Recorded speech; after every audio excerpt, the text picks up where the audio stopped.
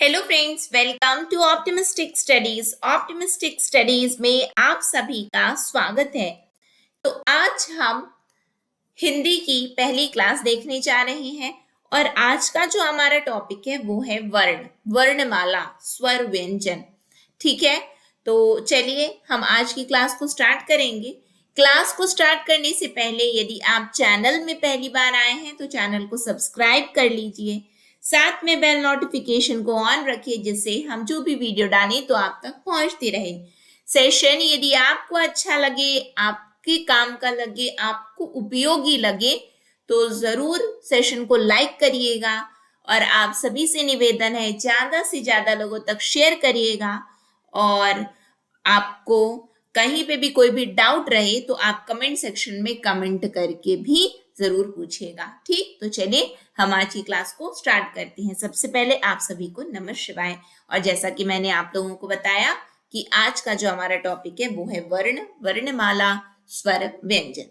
ठीक, और जैसा कि मैंने आपको पहले ही कह दिया है, क्लास यदि आपको अच्छी लगेगी तो लाइक करेंगे, ज्यादा से ज्यादा लोगों तक शेयर करेंगे और पहली बार आए हैं तो सब्सक्राइब करके बेल नोटिफिकेशन को ऑन रखेंगे। ठीक, तो वर्ण आखिरकार होता क्या है? तो वर्ण की यदि हम बात करें तो वर्ण क्या होता है? भाषा की वह छोटी से छोटी ध्वनि जिसके और छोटे खंड नहीं किए जा सकते उसे हम क्या कहते हैं? वर्ण कहते हैं। जिसका आप क्या नहीं कर सकोगे? और छोटा खंड नहीं कर सकोगे। ठीक है, समझ में आ रहा है आप लोगों को? यानी कि भाषा की सबसे छोटी इकाई क्या कहलाती है? भाषा की सबसे छोटी इकाई क्या कहलाएगी? वर्ण कहलाती है।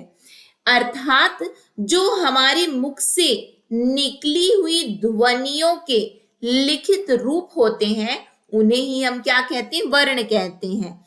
यानी कि हमारे मुख से जो कुछ भी ध्वनियां निकलती हैं उनको यदि हम लिख दें तो वो क्या कहलाएंगे? वो वर्ण कहलाते हैं। बात एकदम क्लियर है क्या?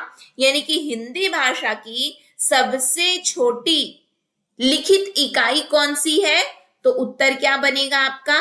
वर्ण। हिंदी भाषा की सबसे छोटी इकाई क्या है? तो आंसर क्या बनेगा? वर्ण। लिखित इकाई क्या है? तो आंसर बनेगा वर्ण। ठीक है, तो या फिर हम बोलेंगे स्वर व्यंजन। क्या बोलेंगे हम लोग? स्वर व्यंजन। स्वर व्यंजन के सम्मिलित रूप को ही वर्ण कहते हैं, ऐसे हम समझ सकते हैं। स्वर, तो हम 3 डेफिनेशन देख रहे हैं। क्या क्या साथ में बोलेंगे, याद करना है अपने को। ऐसा नहीं कि बाद में फिर पेंडिंग छोड़ना है कि नहीं बाद में रिवाइज करेंगे, नहीं, क्लास में याद करना है अपने को। क्या याद कर लिया अपन ने? हम याद करें कि हिंदी भाषा की सबसे छोटी इकाई क्या कहलाती है? तो हिंदी भाषा की सबसे छोटी इकाई वर्ण कहलाती है। बिल्कुल ठीक है। पूछा जाएगा हिंदी भाषा की लिखित रूप, हिंदी भाषा की सबसे छोटी लिखित इकाई, हिंदी भाषा की सबसे छोटी लिखित इकाई क्या कहलाती है? तो लिखित इकाई वर्ण कहलाती है। स्वर व्यंजन के सम्मिलित स्वरूप को क्या कहा जाता है? तो स्वर व्यंजन के सम्मिलित स्वरूप को वर्ण कहा जाता है। बातें एकदम क्लियर हैं आप लोगों को? समझ में आया कि हमने यहाँ पे क्या क्या चीजों को पढ़ा है? आई होप आप लोगों को बिल्कुल क्लियर हुआ होगा।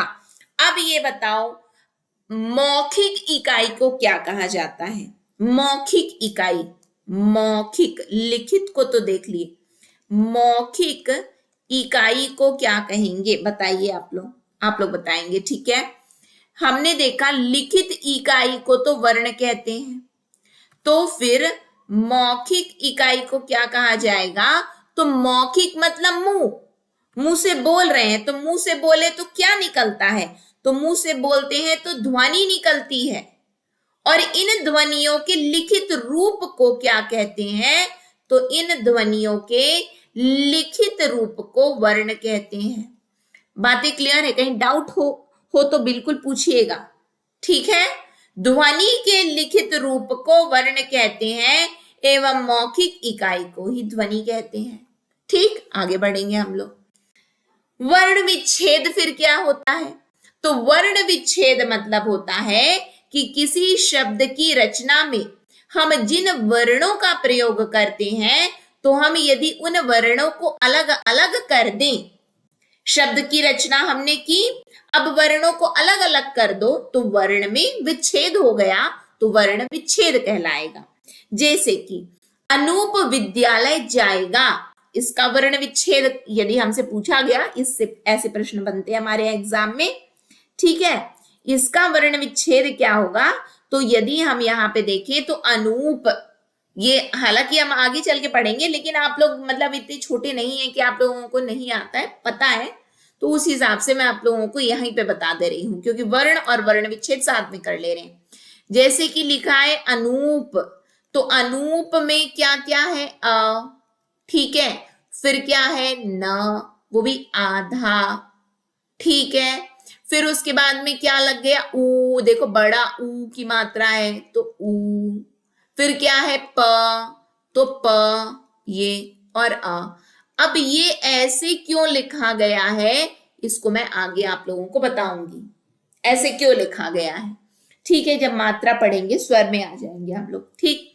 विद्यालय लिखा है हमारे पास में, विद व में ई की मात्रा, तो व, फिर छोटी ई है, फिर क्या है? द है, फिर विद्या, द्या, द्या बोल रहा है ना, तो द, य, फिर आ, द्या, ले, लय, ठीक है, तो ल, अ और य और अ।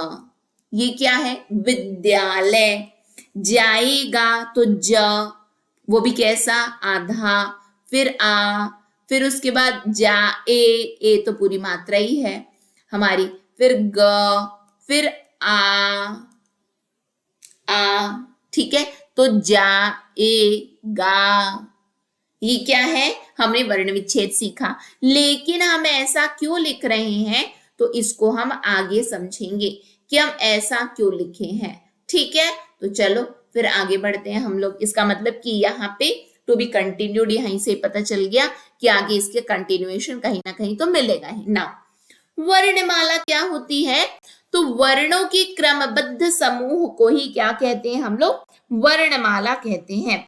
क्रमबद्ध समूह को हम कहते हैं वर्णमाला। प्रश्न पूछा जाता है वर्णों के क्रमबद्ध समूह को क्या कहा जाता है? तो वर्णमाला कहा जाता है। हिंदी वर्णमाला में निम्नलिखित वर्ण होते हैं, जैसे कि स्वर, स्वर की बात कर रहे हैं हम लोग, तो स्वर कौन सा है हमारा? आ, ई, उ, री, ए, ओ, ये हमारा स्वर हो गया। अयोगवाह क्या है? अंग, आह। विसर्ग क्या है? अह। इसमें क्या विसर्ग क्या है? आह, ठीक है। तो हमसे बोला जाएगा कि अयोगवाह की संख्या कितनी है? तो 2 है। विसर्ग की संख्या कितनी है? तो 1 है। ठीक, समझ में आया? स्वर को गिन लो, 1 2 3 4 5 6 7 8 9 10 11। स्वरों की संख्या कितनी? 11, ठीक है। उसमें एक अयोगवाह को भी जोड़ दो, 2, तो कितना बन गया? 13। समझ में आ रहा है? लेकिन आपसे यदि पूछा गया कि स्वरों की संख्या कितनी है, स्वरों की संख्या 11 है, क्योंकि स्वर 11 ही होते हैं, अ से लेके अ तक। ठीक, आगे बढ़ जाए हम लोग। अब देखेंगे व्यंजन, ठीक है। व्यंजनों की संख्या यदि हम क से लेकर के ह तक की बात करें, क से ह यानी कि यहां से लेकर के आप यहां तक की बात करोगे, तो इनकी संख्या कितनी है? इनकी संख्या है 33। गिन लीजिए आप लोग, ठीक है। ये है 5, ये है 5, ये है 5, फिर उसके बाद में ये है 5, ये है 5। कितना हो गया आपका? 5 5 जा 25, और ये कितना है 8, 25 और 8 कितना हो गया आप लोगों का 13 और ये इधर 33। तो जैसा कि मैंने आपको बताया इसकी संख्या क से लेके ह तक की संख्या कितनी है तो 33 है। तो व्यंजनों की संख्या यहाँ पे यदि हम देखें तो व्यंजन कितने हैं 33। अन्य क्या है हमारे तो ड और ढ, इनको क्या कहा जाता है, इनको कहा जाता है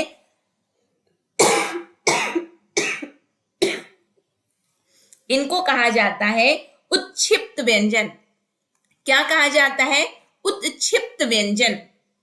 ठीक, फिर उसके बाद में हमारे संयुक्त व्यंजन होते हैं जिनकी संख्या होती है 4। कौन कौन सा तो छ, त्रंग, ज्ञा और श्रा। क्या है छ, त्रंग, ज्ञा और श्रा। उत्क्षिप्त कितना है तो ड और ढ। ठीक, बातें क्लियर हुई आप लोगों को। तो अब यहां से हम देख रहे हैं, गिनती करते हैं हम लोग। स्वर कितने हैं हमारे तो स्वरों की संख्या है 11। व्यंजन कितने हैं हमारे तो व्यंजनों की संख्या है 33। कितना हो गया यहाँ पे आया 44 स्वर व्यंजन 44। उसमें से हमने जब स्वर पढ़ा तो हमने 11 स्वर पढ़े। ठीक, अयोगवाह हमने कितने पढ़े तो अयोगवाह हमने 2 पढ़े, अंग और आहा। कितना हो गया 13 हो गया। ठीक है, फिर उसके बाद में हमने 33 व्यंजन पढ़े ना, अभी यहीं पे जस्ट देखें 33 व्यंजन पढ़े। ठीक, जिसमें से हमने उत्क्षिप्त व्यंजन कितने पढ़े, हमने उत्क्षिप्त व्यंजन पढ़े हैं 2। ठीक, संयुक्त उत्क्षिप्त मैं लिख दूं यहाँ पे, उत्क्षिप्त व्यंजन पढ़े हमने 2। फिर हमने संयुक्त व्यंजन पढ़े कितने तो हमने पढ़े 4। अब गिनो कितना हो गया, ये हुआ कितना 46, 47, 48 और 4 यानी कि 52। तो कितना हो गया यहाँ पे आया हमारा 4, सॉरी ये कितना हुआ हमारा 3 3 6 7 8 8 4 12 और यहाँ पे 1, यहाँ पे यानी कि ओवरऑल आया हमारा 52, 52। ठीक है, तो 52 हो गया हमारा क्या, तो हमसे यदि पूछा जाएगा कि कुल कितने वर्ण होते हैं तो कुल वर्णों की संख्या होती है 52, जिसमें से स्वरों की संख्या होती है 11। ठीक है, व्यंजनों की संख्या होती है कितनी तो व्यंजनों की संख्या होती है 33।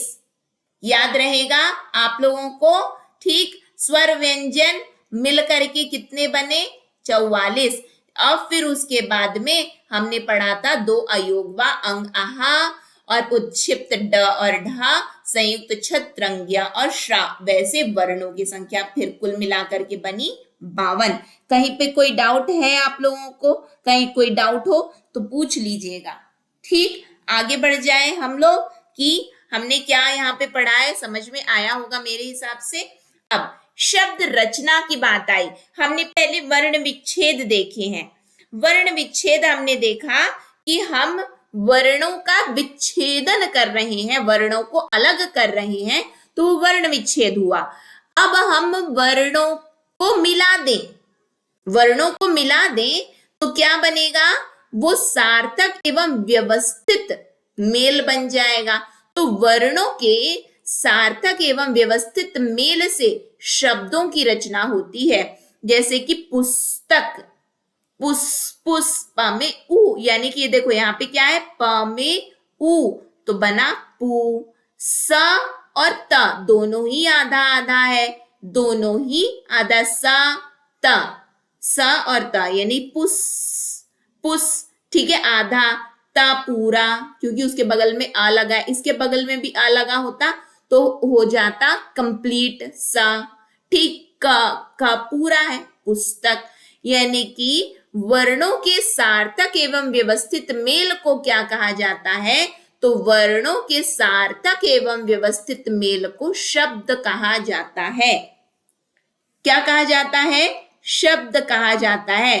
तो हमने क्या क्या पढ़ा, ध्वनि। ध्वनि क्या है, मौखिक इकाई, ध्वनि मौखिक इकाई। वर्ण क्या है? ध्वनियों की लिखित इकाई वर्ण है, या फिर लिखित इकाई वर्ण। शब्द क्या है? वर्णों के सार्थक एवं व्यवस्थित मेल ही शब्द हैं। बातें क्लियर है? आगे बढ़े हम लोग।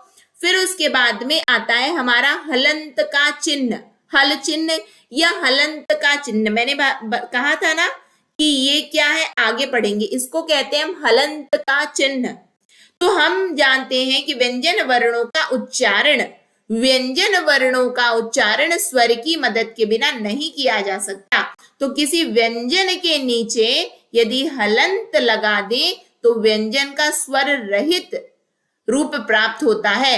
ये व्यंजन स्वर के बिना होते हैं, ये व्यंजन स्वर के बिना होते हैं। जैसे कि आप देखो, व्यंजन लिखा है का, ये है एक व्यंजन। इसको हमने क्या किया? का और आ मिलाया, स्वर को जोड़ दिए, इसके साथ में स्वर को जोड़े हैं, तब ये हलंत क्या हो गया? ये क्या बन गया? ये हलंत। ये आधा था जो कि आ लगने पे, स्वर लगने पे पूर्ण हो गया।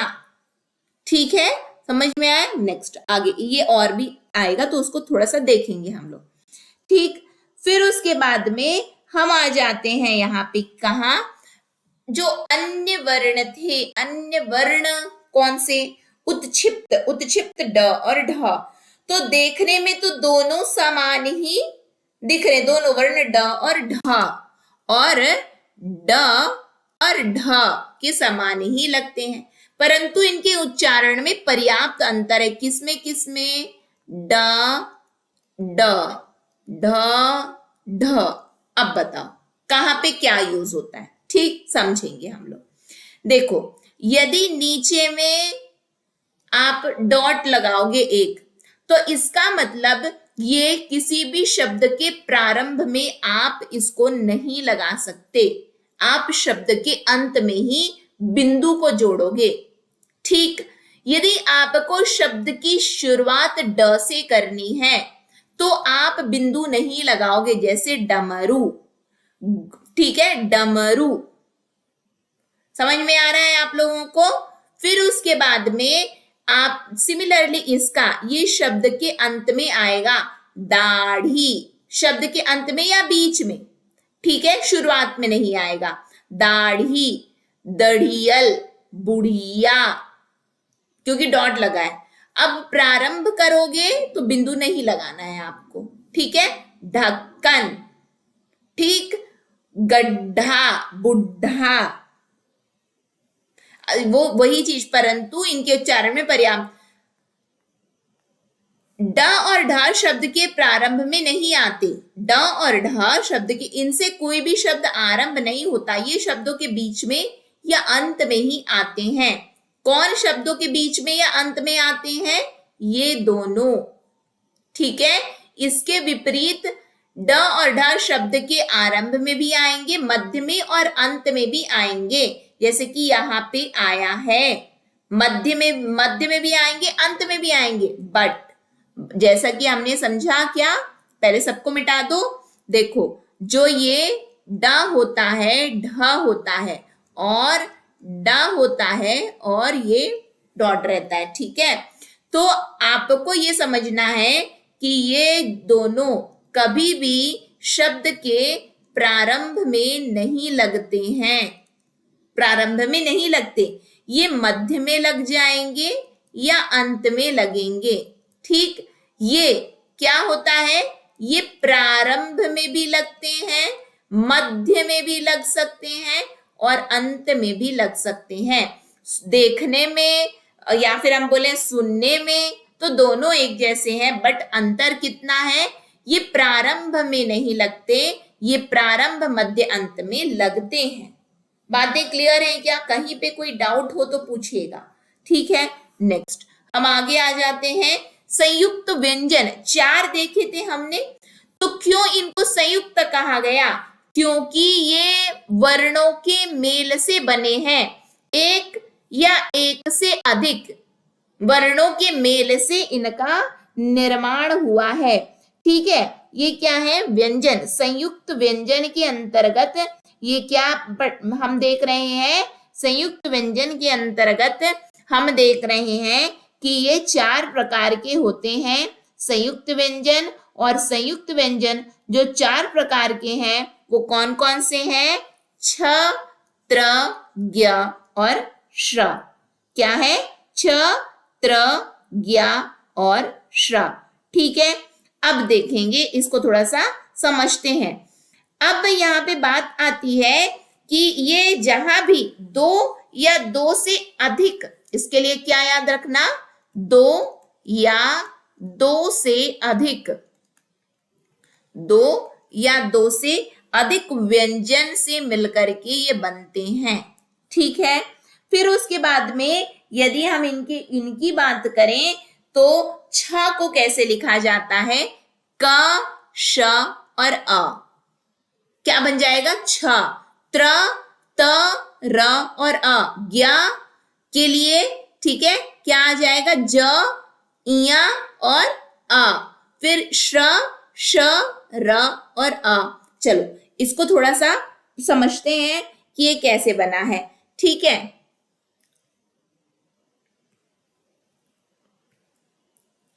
जैसा कि मैंने क्या बताया, 2 या 2 से अधिक व्यंजनों के मेल से ये बने रहते हैं। पहले आएगा छ, तो छ को कैसे लिखा जा सकता है, क, श और अ। इसको ऐसे भी लिखा जा सकता है, कैसे, क और श, क्योंकि श में अ मिल गया। ठीक, ये हो गया छ। फिर उसके बाद में त्र आया, त, र, र और अ। इसको त लिख दो और र लिख दो, ऐसे भी लिखा जा सकेगा, किसको, त्र को। फिर उसके बाद में आ जाते हैं हम लोग ज्ञ में। ठीक है, ज्ञ में तो इसको आप ज, इया और अ ऐसे भी लिख दो, या फिर ज और इया डायरेक्टली ऐसे लिखो। फिर उसके बाद में श्र, तो श्र को आप लोग श, र और अ ऐसे लिखो, या फिर आप इसको श और र भी लिख सकते हो, गलत नहीं होगा। ठीक, समझ में आ गया आप लोगों को। तो ये जो है क्या है, संयुक्त व्यंजन है, 2 या 2 से अधिक व्यंजनों से मिलकर के बने हुए होते हैं। क्षत्रिय, क्षमा, कक्षा, त्रिशूल, त्रिफला, पत्र, यज्ञ, विज्ञान, ज्ञान, श्रमिक, श्री, आश्रम, विश्राम, श्रोता। ठीक है, समझ में आया। चलो आगे बढ़ेंगे हम लोग। ये हमने जो जो वहां पे पॉइंट्स यूज हुए थे तो उसको हमने देख लिया। ठीक है, उत्क्षिप्त को देख लिया, उत्क्षिप्त व्यंजन क्या होते हैं, ड और ढ, वो कहाँ पे कैसे यूज होते हैं, और फिर संयुक्त हमारा यूज हुआ था तो उसको भी हमने देख लिया। लेकिन हम अल्टीमेटली स्वर से प्रारंभ हुए थे कि वर्णों के कितने भेद, तो वर्णों के 2 भेद, कौन कौन से, स्वर और व्यंजन। स्वर कितना, तो 11, व्यंजन कितना, 33, अयोगवाह कितना, 2, उत्क्षिप्त कितना, 2, फिर उसके बाद संयुक्त कितना, 4। कहीं पे कोई डाउट नहीं, मुझे नहीं लगता कि कहीं पे। व्यंजन कहां से कहां तक, क से ह, क से ह। ठीक, चलो आगे बढ़ते हैं हम लोग स्वर में। तो इसको हम लोग अपने नेक्स्ट सेशन में आगे कंटिन्यू करेंगे। ठीक है, यहां तक अब तक हमने जो कुछ भी देखा, कहीं पे कोई डाउट हो तो कमेंट सेक्शन में कमेंट करके जरूर बताइएगा। नेक्स्ट सेशन में हम यहीं से कंटिन्यू करेंगे, साथ में एमसीक्यू भी सॉल्व करते चलेंगे, तो आप लोगों की बेहतरीन तरीके से तैयारी होगी।